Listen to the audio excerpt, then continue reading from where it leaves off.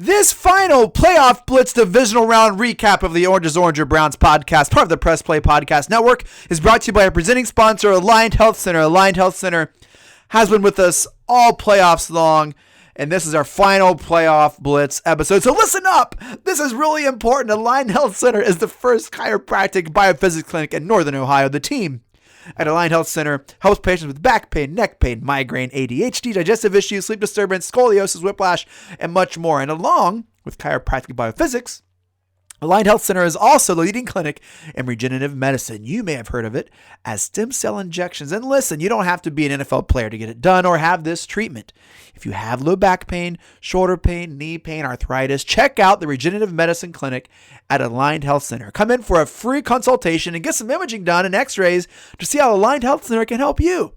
No multiple shots, and the system is complete with physical therapy built into the process, so there's no downtime. And look, it gets even better. Aligned Health Center doesn't charge people for x-rays or exams, and they don't bill you later. They let you know right away, right up front, how much it's going to cost. They are transparent, and they are number one for a reason. But don't take our word for it. Here's what former punter Dave Zasdell has to say about Aligned Health Center.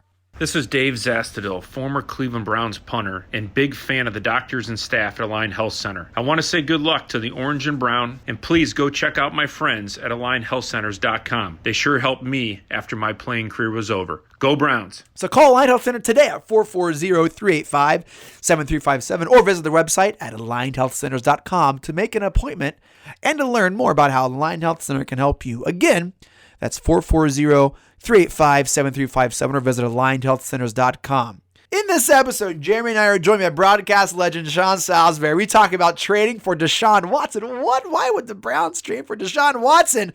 Sean lets us know why. We're not going to do it, hopefully, but if we do, Sean gives us some of the thought behind that. We talk about the Browns and Chiefs game. We talk about the value, and I cannot stress this enough, the value of Jarvis Landry. Thank you, Sean. Really pointing to our deck here. It was just incredible stuff by Sean. We talk about silver linings from the game. We pass out some game balls. Look, Sean was the absolute best. It was an incredible interview. I think you're really going to enjoy this episode. So, Jim Donovan, take us away. 45-40, run, William, run! He's got blockers in front, 5, touchdown! Joshua Cribbs! Snap back, ball down, Kick block! They blocked the kick!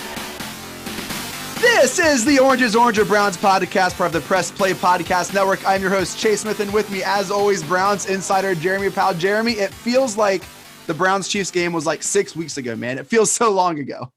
Right, just a couple of days ago. But hey, guess what? Now we're into the off season. Had an incredible season. Browns are already moving forward, and we got a special guest to kind of look back at what happened these past few weeks. We do. Joining us on the show to help us recap the Browns-Chiefs game on Sunday evening and break down all the ins and outs, a former NFL quarterback. You may have seen him on ESPN with SportsCenter, NFL Live, or Comedy Central's BattleBots, one of my favorite shows. Currently, he's the morning drive host for KBME Sports Talk 790. Sean Salisbury. Sean, thanks for joining the show, sir. Thank you very much. Yeah, man, BattleBots became like a cult following. Man. It was I love awesome. it too. I missed it. We had a blast. It's real quick, guys. And it's great to be on with you. Thanks for having me. I was doing ESPN and doing morning drive in San Diego. I just retired, and I got a call from a buddy. Said, "Hey, man, they got this thing going on. There's like 1,000 people or whatever audition." I said, "I don't know. What do I?" It wasn't even my agent. It was a buddy of mine. I said, "Sure." So I drove from San Diego to LA, and said, "This is kind of cool." I said, "Well, the concept of guys with a lot of money and motorheads and know how to do all this building, and they're going to put together fighting robots." I said, "Well, okay." And Comedy Central, which treated me like friggin' gold, Good, great people, the whole thing. So I said, "Yeah, I'll take this on, man. Let me go up and audition." I really, with all those people, I said, "There's no way." So a couple weeks later, you called back for a second one. I'm like, maybe this is real. And then I ended up getting it as the play-by-play guy for it, and did it for, handful of seasons until, ESPN said, "Well, we got more to do. Like, there's too much going on." But Comedy Central was awesome. People still talk about it. And guys, it was so weird because when I got the gig, I'm like, man, I don't know if I like this. And I got the gig. I said, not only do I like this, I love this because people love it. And I always thought growing up I'd be on like a, like you say, man, as a quarterback when I'm a high schooler, well, I'm going to go. I can't wait till I'm one of those late night talk shows and we're talking about what David Letterman, that I was a Super Bowl MVP. Well, that didn't happen. All right, then I'm going to be on here and I'm going to be, they're going to put me on one of these. I'm going to be on Jay Leno for the fact that I was voted broadcaster of the year and I'm broadcasting the Super Bowl. Nope, that didn't happen. Sean, I've been on Jay Leno twice, and it was because of, he's a Motorhead guy, got all these cars, because he loved BattleBots. And I'm like, if you'd have told me my whole life. So it was one of the great, three season stints. It was friggin' awesome, and people love it. And I was blessed to be a part of it on a whim. And I guess sometimes that's usually spontaneous, the way the best things in the world happen. So it's great to be on with you guys. That was fun. Thank you, sir. Absolutely. It's so entertaining. Hey, just this morning, there's a guy who writes for The Athletic, Zach Jackson. He's a friend of the show. He's been on numerous times, follows the Browns. He wrote an article that said, if the Texans call the Browns, and we're talking to you because you're in Houston, so you're right in the middle of this Deshaun Watson quarterback conversation. If the Texans call the Browns about a Baker Deshaun, like the Browns have to take the call. And Sean, I read that tweet in that article, and I have all sorts of feelings. I'm conflicted. I don't think the Browns would take the call. Do you think, Sean, that if the Texans called the Browns would engage in a serious conversation, Deshaun for Baker? Well, I can tell you this, and I was so adamant and so passionate on my show today, guys, and like almost to the point of my head is going to explode. I wouldn't call, if the Texans are making any calls to anybody, then you're devaluing Deshaun Watson. To me, this is would you trade Patrick Mahomes if you're Kansas City? I won't trade Watson. Then we're going to get into this because I know it's Brown. And guys, I go on with my guys Bull and Fox every week. I love Cleveland fans. I like the old dog pound. I mean, I'm a huge fan, but I'm also not going to tell anybody what they want to hear. I'm going to tell you how I feel about this. Right. Yep. I love the Browns, and I'm a huge Baker Mayfield fan. But back to Houston. See, the best thing to do is squelch this out in front. Deshaun's under contract. I'm on Deshaun's side. I understand why he's disgruntled and mad, but and frustrated with the honesty and or dishonesty of the franchise. But you're under contract, great character guy, great football player, no doubt. For the next 7 to 10 years, he's aside from Mahomes, he's the one guy that you'd want to build around. He is the second guy in line, put it that. And it's unequivocal. And you can say what they want. It's not Lamar Jackson. God bless Baker Mayfield. Agreed. It's not Baker. It's not Kyler Murray. They're all great players. And you can be a great player, just not be the best. It's Watson. So I'm an Oakland Raider fan. So I'm not, it's not like I'm a Texas fan. I just work in the city and I respect him. But Cal McNair, you got to come out or Nick Caserio and say, we're not trading him. You don't have enough. Matter of fact, the hurt that it would cause you in your own franchise, which you'd have to give up to get Deshaun Watson, it ain't going to be worth it for you because you're going to get rid of all those guys and you're going to bring Deshaun Watson, and Deshaun's going to be in a rebuilding mode with you, just like he is at a 4-12 team with the Texans. So if I'm the Texans, I'm telling you, we're not taking your call. Deshaun's untouchable. But let's assume the Texans are a French fry short of a Happy Meal in this, okay? And they're screwed up. All right. And Cal McNair does do this. Listen, yes, if you're the Cleveland Browns, and I've pounded the table for Baker Mayfield. I thought he made great quantum leaps, and I love him. But if you said, first of all, the Texans would not take Baker Mayfield for Deshaun Watson straight up. The Texans would want more, a lot more. And that's from a guy saying how much I think Baker Mayfield's going to be a hell of a player. He's starting to look like the first pick of the draft, right? So, yes, you'd have to take the call. Yes, if you're Cleveland, you'd be stupid not to take the call because, well, it's Deshaun Watson. Mm-hmm. You take Mahomes' call, you're going to take the Deshaun Watson call. But would you do it? There has to be more. But it ain't you guys getting more in Cleveland. Right. It would have to be the Texans getting more. You want to send Nick Chubb and 2 first-round picks? Maybe they listen. Mm-hmm. Even then, I asked the guy yesterday from Pro Football Focus on my show, Steve Palazzolo, who I love. He comes on every week. I said 4 first-rounders and Sam Darnold. He said absolutely not if I'm the Texans. There you have it. It is an interesting case study in this player empowerment era, Sean. How much can they dictate? How far can they push it? And it's going to be really interesting to see what happens. Well, let me ask you guys this real quick. Let's reverse it. Okay, Deshaun's under contract, right? Yes. Listen, I'd rather have Deshaun a little bit unhappy and stay with me in the Texans than make him really happy and not get but 70 cents on the dollar for him and have him go be really happy somewhere else. Listen, it's a compliment to Deshaun that I'm not willing to let him go. Yeah. Hell, aside from my own kids, it's like that. This is a great player and a great character, a guy. So these players and player empowerment, guys, okay, but here's the deal. You tell me, okay, you're Deshaun Watson. Both of you guys are. And I'm the general manager and the owner. And I say, Deshaun, we don't want to trade you. Well, I'm not coming. Okay. And we can't get equal value for him, meaning 5 first-rounders and whatever it is, whatever we determine that is. And the season starts to roll around. He's a $40 million a year player. You holding out a training camp? Are you holding out for a trade? No. And I say, you're 2 weeks into the season, dude, I'm still not trading you. 4 weeks in, 6 weeks in. Start counting it now. Now we get to 8 weeks, and now you got to make the decision: am I going to lose a full year of free agency? Even though, you know what I'm saying, that year. If you hold out the whole year, you just lose it. All right, so am I willing to do that? Now we get to the end of the year. If you're the Texans, guess what happens? You end up 2-14 with a backup quarterback. You get the top 3 or top 2 pick of the draft next year, and Watson's value is just as high. So, no, the player doesn't hold the cards. Well, he may be disgruntled. I hold the cards because he's under contract.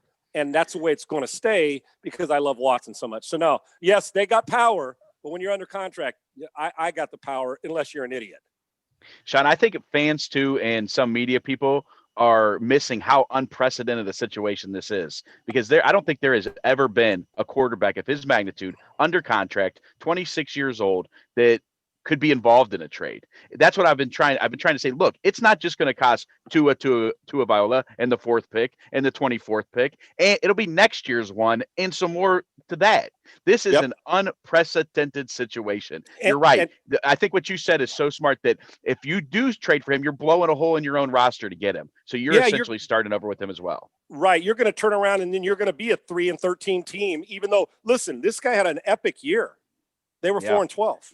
He can't tackle people. You know, you're going to re-gut your roster to get a guy, and every general manager, owner, and coach in their lifetime, they want one of these guys. If they're in your career, you're saying, just give me, if I get that guy one time, then I'm going to have some success and get a couple extra contracts and get paid and probably win a championship, and that guy's going to win an MVP or more. And exactly. And I've been trying to tell people this, is that what you'd have to give up to get him. And it is unprecedented. I mean, I mean, Jay Cutler, when he moved from Denver, that wasn't thing, that's not him. And it wasn't even close. And then Breeze Dan Pastorini for Kent State. What's that? Breeze in San Diego, maybe. But remember, Breeze was a second-round pick who's coming off shoulder surgery. That's right. Right, and remember, they made a choice to go with Rivers. Yep. Right, that and draft him. They drafted a guy higher. I'm talking about a guy at this age for this money. That's true. Who's this good? It would be unprecedented. We just don't. Matter of fact, most of the time. Let's just real quick, guys. I know we got a lot to cover, but if let's say the Texans in the middle of the year were like 9-3 at week 12, right? Mm-hmm. Would anybody have called and said, "Hey, you want to trade Deshaun Watson"? No, because they'd said, you're going to get hung up on. No, I'm not trading Deshaun Watson. So look at his numbers. What, because he's a little bit angry right now, and he hasn't come out and said, trade me. I mean, we've seen all the cryptic tweets, but just because all of a sudden we're 4-12 and I'm just going to, oh yeah, I'll take your call. How about a 1st-round pick and just a player and we'll just get rid of him? No, you can't be that dumb. You got to have an IQ higher than 4 to trade Deshaun Watson, and you're not going to do it. I still think he'll be the starting quarter. If he's not, it'll either be a haul that's so blatant, or the credibility in Houston in the front office will be lost forever, and 4 people will show up if you trade him. It's been a rough year for the front office in Houston, that's for sure, and we'll see what happens. Hey, Sean, let's move to the Browns-Chiefs divisional game, and here's a question I want to start with you. Did the Browns lose that game, or did the Chiefs win that game? Because I kind of feel like the Browns lost that game. Well, it is, but when you start to think about if it was a different, we're in week 7 and they're playing – let's say a team like Jacksonville or Houston. Great point. Even though Watson keeps in, that's a hell of a point. Then maybe. But you got to start to think before Mahomes went out. I mean, the ball wasn't hitting the ground, right? I mean, he was still moving it. So I think it's a combination. I think they squandered some opportunities. Mm-hmm. I never like especially this year, when I've seen the way they've won, I never like when I see 22 or 22 rushes and 37, 38 pass attempts. I'd kind of like that flipped, right? 24, 25 pass attempts. And they didn't have to get into a passing fancy. It was close enough, right? Mm-hmm. Baker battled back. I would have liked to seen Chubb and Kareem Hunt touch it more. I think what happens when you go into a game against the Chiefs, psychologically, calling plays, you think you're going to have to score 30 to keep up. And I think most of us thought that. It's just the way it is each week for them. I bet the over. So, yeah, there you go. I think we all would have bet the over. And matter of fact, I think I did too. So you get to a point where you feel like you got to keep up. And then when oh my gosh, and you find yourself scrambling around I think they got a little bit, sometimes you can get a little too cute and say, let's do what got us here. Running it, Baker making plays, throwing it in the 20s, 25, 20, whatever it takes, but not feeling like we got to match throw for throw. Slow it down a little bit. And then when Mahomes went out, so I think it's a combo. I think they gave it to him to 3rd and 13. I didn't like the defensive call. Execution was horrible on the Chad Henne run. There was some certain, unfortunate fumble at the goal line where they missed helmet to helmet, but you fumble the ball, it's going to happen. You got to hold the ball. I mean, Higgins had a great game. So I think it's a combo, but whenever you lose to the Chiefs, I don't think it's that necessarily that you gave it to the Chiefs. I think it's they put it this way. The Chiefs were ripe for being beaten in that football game. Yeah. And it didn't happen. Sean, so there's been a lot of consternation, a lot of talk around here about the 4th and 8 call to punt with 4 minutes to go. Now, I actually agree with the call. I think you got a backup quarterback. You still got a timeout, 2 timeouts. You got the 2-minute warning. In that situation, I think you punt. What do you think? Yeah, and let's see. The ball was on the 28-ish, yeah. right. Yeah, right on there. Yeah, right on the 30. Of their own 30. Yes, their own 30. Their own 30. That's what people aren't getting into. If it would have been on the other team's 30, I'd have said they would obviously try to kick a field goal. It's probably different than the Steelers punt in the no question. And I mulled this over, and of all the complaints people have about that game, the fumble or the helmet to helmet or the 3rd and 13 or the 4th and 1 call that Andy made, or the interception that you didn't get points from when Henne threw it to you. The truth is, I didn't have a form. Now, if Mahomes was in the game, I would have. I might have considered going for it because I said normally when you score 3 points, they score 7. You go 3 and out, they score 7, right? So I would have said, well, we're up against it. But for a guy who'd never really going into that game, I don't think that Henne's ever attempted a pass or at least completed one in postseason until this game or close, not many. So I would have done what he did. That now, if the ball was at the 47, even my own, maybe I said maybe we get a few stops, but with timeouts, you think you can get 3 and out on your own, and there's still plenty of time, and you have the 2-minute warning. I was a little surprised that so many people were browbeating Kevin Stefanski over that decision. I don't think it was the wrong decision, and I think most normal human beings calling a game would have made the same, considering the situation the Chiefs were in. Sean, I don't watch a lot of Chiefs games. Admittedly, I follow the Browns, and so this was, aside from the Super Bowl and a couple of playoff games, I was so surprised at how I called them sideline sprints. They had players sprinting in every direction when Mahomes was in every play, and it just seemed so hard to guard. And it was clear when Mahomes went out, like their offense changed gears. As a defense, how do you defend them? It seemed impossible. Yeah. Well, it is. Well, first off, you better play on about a 400-yard field because he can throw it damn near the length of it. And it's the perfect storm, guys, for them. I mean, you got the best quarterback in the league, or at least Rodgers this year's been the best. But we're talking about building a franchise. Mahomes, you've got a play caller who's the best in the business today, and it really helps it. Listen, it's rare that you get to go to the line of scrimmage and you got the dude behind you, the guys in front of you. When your 4th receiver would be like a 2nd or a 1 on somebody else's team. Oh, that guy Kelsey's pretty good. Robinson's pretty good. Oh yeah, Hardman's good. And then Tyreek Hill. I mean, everywhere you go, there's a weapon that Andy deploys them. And as you see, Andy trusts them all, or he wouldn't have gone 4th and 1 with Henne, right? Right. So, and they got team speed. They're physical on the offensive side. They're not afraid to take shots. They're calculated, the proper shots. And Andy always believes that if we make a mistake, we'll overcome it. And they can, because it's like the old school Lakers Showtime, right? Okay, they're up and down the court. Okay, we missed on that possession. We're going to get, or the Golden State Warriors when the Splash Brothers are just burying threes. So we're down 8. You blink and they're up 4, right? Yep. It's the same with Kansas City. Analogy, so, 30 points is not, it's uncomfortable still. You score 30 on them. So with that speed, and it goes down to sometimes teams have players, but the coach conservatives up and kind of chokes on his own spit. Andy Reid's quite the opposite. Oh, got these guys. Let's let it rip, man. Our quarterback will make it happen, and we'll deploy people. They have so many movements and shifts that they play confuse the defense thing. And to the defense, it looks so, and to us watching, it looks so complex. But in truth, they're doing a lot of the same things. There's a lot of window dressing. So people are scrambling, trying to get lined up. Even the first down play, look how they did it. They okey-doked them on the 4th and 1, and they kind of hesitated, made you relax, and boom, Tyreek Hill hits the ground running. And if you're a split second late, they complete the ball to the flat. So listen, I wouldn't want to defend them. The best way to know how to defend them is make friends with Andy Reid and say, Andy, how would you defend your own team? That's how you do it. Otherwise, good luck. And the quarterback's just phenomenal. Yep, and they make it look so easy too, and they have the fastest guys doing it. It's just, good luck to the Bills. It's going to be a good game. Sean, I got to ask this question. And this is always a fun game to play. If the Browns had gotten the ball back with a minute to go, do you think, Baker, we'd be celebrating a victory right now? I'm one of those guys that says yes. Yeah. I think Mayfield has. We've always known about the swagger. I think the game's starting to match the swagger. It always did in college, right? And he's finally settled in with, I think Kevin Stefanski gets it. I knew I liked you. Yeah. But I've always, honestly, guys, and I think when we first saw Baker in college, I wondered, but I knew the accuracy was going to eventually kick in because you're either accurate or you're not.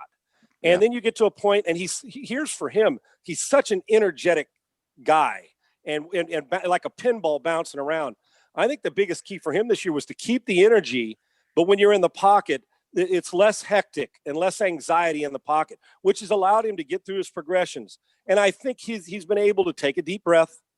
And I like, even though it was the Cincinnati Bengals, watching him in that game made me realize that it's in there. And then I've seen it plenty of times, throughout the season. So had they got the ball with $1:20 to go, down 5, and I was a betting man at that time in a live bet, I would have said that with that offense and with Stefan, I would have bet that they would have gone down and scored. Now, the question, if Mahomes was in and you left him 28 seconds, now you're screwed because he may come back and score on you. But I would have bet it, and I told people, I said, you might want to take not the under, take the over, but this is going to be a closer game than they think, and with or without Mahomes. I expected Mahomes to play, but I think the Cleveland Browns are headed in the right direction for the first time in a couple decades, and they do have the right quarterback.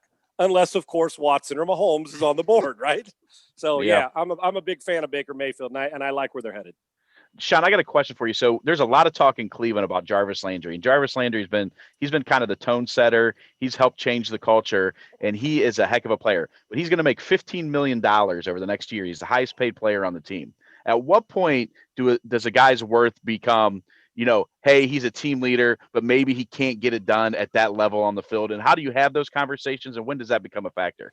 I could answer that question simply: pay him. Yes, pay him. I listen. This is not on Odell. I think Odell's a supremely talented player. Unfortunately, I wonder what it would have been like if they could have balanced it out and had him in there. And I always love it when people say, "Well, they got better without a talented guy." No, you don't get better without a talented guy. You learn to adjust. With Odell getting hurt. But I've been saying for a couple of years, for my money on the consistency side, Jarvis Landry's been the best player on the team. At wide receiver. And that's not to take away from anybody else. It's a compliment to him. $15 million for him in a year and a half is going to be a bargain. I'm just telling you. The way I know it's COVID and I know salaries, but listen, the NFL ain't ever going broke. We all know that. And if you want to give me Jarvis Landry, if I'm a Raider fan or a Chiefs fan or a Steelers fan, for $15 million, when I look at some of the guys making 9 or 10 or 11 million, no, and attitude, meaning he fights his ass off. Yep. The respect he has, route runner, precise, and he's productive. That's another thing. Potential. You can keep the P word potential. That's one thing. I want productivity with potential, and he covers both. Listen, I understand he makes a lot. So what are you going to do? Diminish now and go get a $9 million guy that's not as – forget that. Will Fuller's here. He went through the suspension. He's $11 million. He's going to want – I'll tell you, Will Fuller at $19 million or Jarvis Landry at 15. I know the answer because the consistency and on the field all the time. Yep. So I think Jarvis Landry's a highly underrated football player. I do. Sean, you love Baker. You love Landry. You have a home here in the Orange is Orange, man. You're playing right into our – one of my favorite places, man. I can't wait till we can get people back and I can come tailgate for a Steeler-Browns game. Trust me. I can't wait. Well, hey, we're going to take a quick break, and then we'll do our game recap and give out some game balls. Hello, Brooks here with the Books with Brooks monthly book club podcast. We read one book a month, and then we talk about it. Books like Stephen King's The Shining or Where the Crawdads Sing by Delia Owens. If you're on the hunt for book recommendations and enjoy sparkling conversation, come read along with us, and then listen in. I'm Dennis Maniloff, co-host along with the roadman Kenny Rhoda of the Next Man Up podcast, part of the Press Play Podcast Network. Roadman and I do a deep dive into Browns, Indians, Cavs, Ohio State, and anything else that's on the sports fan's mind. Hey everybody, it's Sam Amico from Cavs on the Break NBA podcast. Be sure to give us a listen for all your Cleveland Cavaliers recaps, analysis, breakdowns, draft talk, free agency. The list goes on and on. Give us a listen, Cavs on the Break NBA podcast. Hey, it's JD from the Hyman Podcast. Using a narrative storytelling approach, the Hyman Podcast was created to start conversations that need to be human. Week by week, I'll break down walls and barriers and make people wildly uncomfortable, all the while giving a voice to the voiceless and the marginalized. Consider this your personal invitation to be part of that conversation. All right, we are back. Hey, Sean, I'm going to go over just a quick recap of the game, and then we're going to ask for you and Jeremy to give one silver lining from the game, and then we're going to give it a game ball, and that's all we got for today's show. So Browns take a tough one to the Chiefs, 17-22. The stories out of the game, Mahomes was out with a concussion. I have air quotes up there because it looked more kind of like he got choked out. Either way, he was out the game. The Browns could not complete the comeback. A lot of talk about the touchback as Sean mentioned before the jump at the helmet no call, fumble out of the end zone with Higgins reaching for the goal line, and the Chiefs 4th and 1 passing call, the Henne 13-yard run on 3rd and 13, just a couple tough breaks for the Browns, but they couldn't complete the comeback. Baker was 23 for 37, 204 yards, one touchdown, one pick that seemed like it was the ball game. The Browns held, didn't break. The Chiefs missed a field goal, and all of a sudden it's a game again. Chubb, 13 rushes, 69 yards, 2 big drops, which I'm sure Jeremy will talk about in a second. Hunt, 6 rushes, 32 yards, at fourth quarter touchdown run.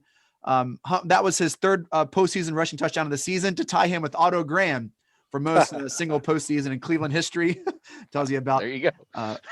It's been a while. Our success recently. Yeah. Landry, 10 targets, 7 receptions, 1 touchdown, only 20 yards. And he tied a record for the most receptions under 3 yards per reception in a playoff game with the fullback out of Dallas. Higgins, 7 targets, 5 for 88. Njoku, I'm going to say, Jeremy, and I'm not the biggest Njoku fan, I'm going to say his best game as a Brown, 5 targets, 4 receptions, 59 yards. Did a good job blocking, incredible receptions to extend some drives. I was grateful Njoku was in the orange and brown. I'm going to say on Sunday for sure. The Browns defense really had it out for him. Garrett had 1 sack. Sean, if you're a Browns fan or a Browns player, what's a silver line you can take from this game? Well, I think there's more than one. You mentioned a couple. Listen, I think Nick Chubb's a full-grown man now. I'm just telling you. That dude is a beast, and be grateful you have him and you don't have to play against him. Okay, we already got one of those dudes in the league named Derrick Henry. You don't need to go tackle a second one like that week in and week out, right? Secondly, I thought Njoku played a really good football game. I understand, down the stretch, but he was really relevant in the football game, right? Yeah. So that's silver lining. Here's my biggest silver lining. First of all, you can keep moral victories. I don't do them, okay? But I do grab the negative and let it fester. And realize that, okay, it's okay to be pissed for the next month. You should be. That's what drives athletes to make, or anybody that's failed at something. If it doesn't fester for a while, then it didn't mean that much to you. Mm-hmm. And I also like you to take the good stuff, but don't let it fester too long. Learn from it and be grateful you got it, and then move on. You got to get over good and bad equally as quick. Now, it's hard when it's the last game of the season, right? But urgency matters in both of these. But let them hit, and then Chuck Knox, my coach, you say garbage in, garbage out. Get the garbage come in and then spit it out. Keep the good stuff in and file it away. But it's okay to let it fester if you're Browns. They still should be bothered because they had chances and it didn't happen. But you can't let it bury you and your work ethic this offseason and going forward. Here's the biggest silver lining. And I love Browns fans, but let's be fair here now. When they, oh my gosh, as if you've got 27 banners like the Yankees hanging. No disrespect. My point is perspective here. Think where you were, where you are, and where you're going. Think about how long the fact that you had a chance. Now, it's not a moral victory, but you stood toe to toe, even without Mahomes in the last quarter. But you had a chance on the road. Think about this time last year, what we were saying about the Cleveland Browns. Yeah. And what they were thinking. You see or over the last years, another coach, another coach. Yes, the speculation in the offseason would be, what do we do? Another guy, another thing. What are we doing here? Now the speculation is, screw that. It's Super Bowl or bust. That's their thought. So the silver lining for me is they lived up to what I said they were going to live up to. Not that they were listening to me, but I tried to preach. I got laughed at to times here and around. Browns, a playoff team. Yeah, Browns are going to make the playoffs this year. They're finally living up that potential I talked about. Production, they're close, and they got playoff experience. That's a silver lining, because the next time it rears their head, they'll be a little bit more prepared, and it will rear its head, and it will rear its head next year, because they will be in position to win the division again next year. Pittsburgh or Baltimore, great competitive division. I'm telling you, it's only the beginning, and that's the silver lining. Learn from it, but don't be happy with the result. Sean, this time last year, we were talking about the Cheesecake Factory and how our starting left tackle got caught with a bunch of weed in a rented truck. So I would much rather take where we're at now. Yeah, that's exactly. Well, when you eat a lot of cheesecake, you want a lot of weed. So yeah, there you go. It goes hand in hand. Jeremy, what silver lining do you got, brother? Well, I think the biggest silver lining for the game itself was that the Browns didn't quit. Look, once Higgins fumbled, they kick a field goal. It's 19-3 at halftime. It looks like it's done. Then they throw the pick, and it really looks like it's done. The fact that they kept fighting, they didn't embarrass themselves. They showed that they belong. Baker showed that he can play with the best of them. The team has made such a massive leap in 1 year after all these years of futility and not making the playoffs. So I think the real silver lining, not just from the game, but I guess the overarching silver lining, is that the Browns are back. Like Sean said, the Browns are a serious contender. No one's laughing at the Browns anymore. And, thank Andrew Berry, thank Paul DePodesta, thank the Haslam's for getting out of the way and letting these guys cook, bringing in Stefanski. So me, the silver lining is that the Browns as an organization are no longer a laughingstock. And not only are they no longer a laughingstock, they're a serious problem for everybody else going forward. Amen. Yep. I have two, Sean. You touched on one, just the playoff experience that these players had, how they're going to be hungry for more, and they just got a little taste, and that could be an incredible motivator. I think that's important. But also I think what their run in the playoffs did for like their free agency kind of like interview or resume for potential agents. Wanting people to come there, right? A destination to play, and you could never say that for the Browns before this game. And I think that speaks to the culture that Stefanski created, the leadership that Baker has, and that Jarvis I think helped create as well. That culture and leadership, all that. I mean, it goes back to Jarvis. I believe Jarvis Landry as well. But you have potential free agents who say, "Oh, hey, I'm a linebacker. I can help with that," or "Oh, hey, I'm a corner or a nickelback. I can help take you guys to this level." And we're in this positioned ourselves to have. Really, I don't want to say the pick of who we want, but we're not going to have to be scraping. Like this is a legit free agency destination, and we're one or two pieces away, and it's just it's incredible. What's interesting about that is you have it's not just about money going to Cleveland now. You know what I'm saying? Where if they're equal, like let's say Cleveland and Green Bay offer you a contract. And they're kind of equal, but you say, damn, I like that. It won't just be about, now I know money is the big reason, but if it's close now, you'll say, well, I like what they're building. And it does matter. You remember when Reggie White, you guys are young, but God bless his soul. Yeah. When everybody said, well, Reggie's going to go to Green Bay.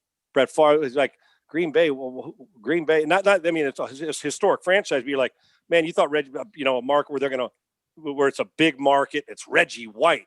He goes to Green Bay, small market, goes there because why? Not only they pay him, but he knew what they were headed towards. Yeah. Championship. And he helped change the culture there, not only because of his performance, but what kind of human being he was. And he knew he had a quarterback. Well, if you go here, you got a quarterback, you got personnel, and now there's stability and continuity in the front office and coaching staff. And that'll lead to getting the Reggie Whites of the world to want to come play in one of the great sports cities, but great fan cities in the country. Let's go. Sean, you have a game ball. Who you giving it to, sir? Chad Henne. The reason why I give it to Henne, I'm a backup quarterback. I know what that feels like to be in a play, to like want to urinate down your leg and like, what the hell am I going to do? So if I was to think about after the pick to what he came back, I don't know if it's got to be a Browns game ball. No, go ahead. Whoever you want. Rule? Nope. Whoever you want. There's a lot of Browns things. But in truth, I'm just going to give an ode to the backup quarterback who's in a playoff situation to make some huge plays that unfortunately prevented the Browns. But in the process, guys throw interceptions, they go into the tank some. He overcame the interception and still made plays. And the truth is, they got to be grateful. You lose your star quarterback, and he held it down. My game ball would go to Henne for having the balls the size of a daytime burglar, man. Yeah, okay. Man. And that was a really bad pick, even though it was third down. And I love that anything is possible. That was pretty clever. So yeah, classic. No that's doubt. we'll let it slide. Congratulations, Shad. Okay. A game ball, Jeremy. A game ball for you, sir. I'm gonna give my game ball to Bill Callahan. Okay, I'm gonna give it to the Browns offensive line coach. He battled COVID. He's an older guy. I'm sure that wasn't easy. The Browns offensive line was absolutely incredible this year, even rotating guys in and out. And this week, just when you think we're going to finally have our starting 5 offensive linemen back together, what happens the first play of the game? Wills goes down. Kendall Lamb comes in. The Browns offensive line barely skips a beat. Baker still has time. They can still run the ball. I just think Bill Callahan, as much as anybody else, has had a huge impact on this team, on that line, and I'm going to give Bill Callahan my game ball. One of the best on the planet at coaching offensive line, no question. Yeah, good job. I thought about giving it to all the Browns fans that traveled to Kansas City. It seemed like there was a fairly good crowd. That Browns fans traveled well. Thought about giving it to Andy Reid's mustache. But I have not been a fan of David Njoku for a couple years, and I didn't like his attitude about wanting to get traded. I understand it's a business, but he showed up this game, and for all the crap I've given him, I've got to give him a game ball just as a form of penance or something, because I really think he played a great game. So, Baker, I thought, if we're looking at just Browns, Baker, could, hey man, you're balling out, man. Your baby agrees with your pick, brother. I know. I like it. My 6-month-old just in the back, and he wants to join the pod. That's the essence of life. Congratulations. I love it. Thank you, sir. Thank you. Well, Sean, you've been the essence of life in this podcast. So thank you so much for coming on and talking Browns. I know we're working to try and get it done. I'm glad we did. It was an honor to be on with you guys, and it sure is a pleasure that you asked me. I don't ever take it for granted, and it was fun. Keep the faith up there, man. Browns fans are going in the right direction. You guys do a great job. Thanks for having me. Shouts to Aligned Health Center for sponsoring. And Jeremy, we'll talk a couple weeks. Hey, Sean, Terrell Owens is coming on the show in a couple weeks. It's going to be. Let me tell you something. I can tell you this loud and clear. And we had, T.O. real quick. We had difference of opinion on the Sharpie and stuff, and he's a fiery guy. Of all the non-first ballot Hall of Famers that have been hosed for not being a first ballot Hall of Famer, yeah. How many times does a top 5 player at his position in the world have to wait that long? Yeah. Terrell Owens is a surefire first ballot Hall of Famer and one of the best we've ever had. So that'll be a fun guest for you guys, and huge fan of his. Even though we had to, we're critical of some things. He got hosed. He should have been a first ballot Hall of Famer the second they mentioned Hall of Fame when it came out of their mouth. And Sean, let me say this: as much as people had differences with the Sharpie incident, he had the greatest answer to it ever. He said, "The league wants us to be more fan friendly. What's more fan friendly than a real time autograph?" Oh, listen, I'm one of them. He's right on. He got me for that one. I loved it. So that he is a phenomenal player and one of the most unstoppable players on the field we've ever had. Should have been a first ballot Hall of Famer. I'm glad he finally got in. All right, Sean, thank you. Jeremy, have a great week, and we'll be in touch. Appreciate you guys. Thank you. Here we go, Brownies. Here we go. It's